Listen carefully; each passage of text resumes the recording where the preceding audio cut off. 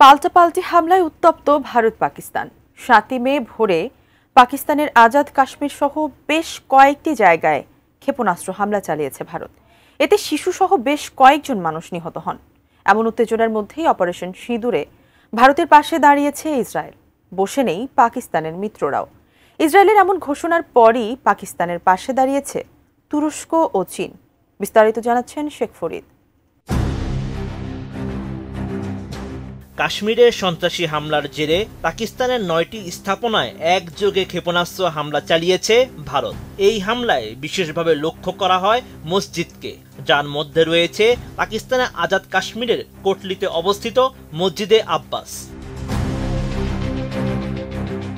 জবাবে পাল্টা হামলাও চালিয়েছে শাহবাজ বাহিনী। পাকিস্তানের পাল্টা হামলায় ভারতের ৫টি যুদ্ধবিমান, একটি ড্রোন এবং একটি ব্রিগেড সদর দপ্তর ও চেকপোস্ট গুড়িয়ে দেওয়া হয়েছে। এমন তথ্য জানিয়েছেন সামরিক বাহিনীর মুখপাত্র লেফটেন্যান্ট জেনারেল আহমেদ শরীফ চৌধুরী। ভারতের এই সামরিক অভিযানের নাম দেওয়া হয়েছে অপারেশন সিঁদুর। দেশটির নিউজ 18 জানিয়েছে, ভারতীয় সেনা ও গোয়েন্দা সংস্থার তথ্য অনুযায়ী সুনির্দিষ্টভাবে সন্ত্রাসী ঘাঁটি লক্ষ্য করেই এই হামলা চালানো হয়।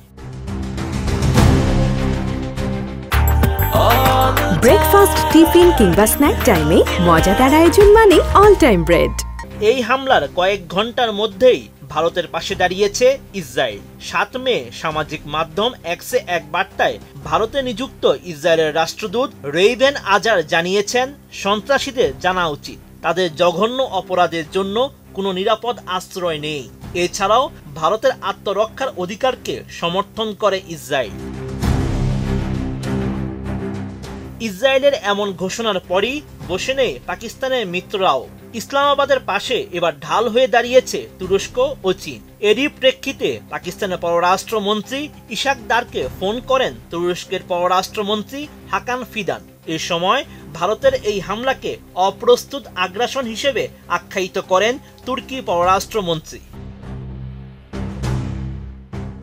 এক বিবৃতিতে পাকিস্তানের পররাষ্ট্র মন্ত্রণালয় জানায়, আঞ্চলিক নিরাপত্তা পরিস্থিতি নিয়ে উদ্বেগ প্রকাশ করেছে তুরস্ক।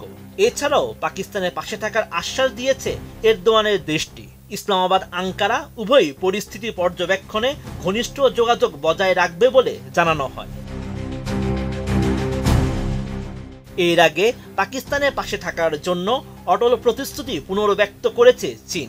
লাহোরে নিযুক্ত চীনা রাষ্ট্রদূত জেনারেল ঝাও শিরেন জানান, পাকিস্তানের যে কোনো পরিস্থিতিতে ঢাল হয়ে পাশে থাকবে চীন। বেইজিং ইসলামাবাদের সঙ্গে কৌশলগত সহযোগিতা, নিরাপত্তা এবং অর্থনৈতিক প্রবৃদ্ধির বিষয়ে অতীতে ছিল, বর্তমানে আছে এবং ভবিষ্যতেও থাকবে। Sheikh Farid, ATN news.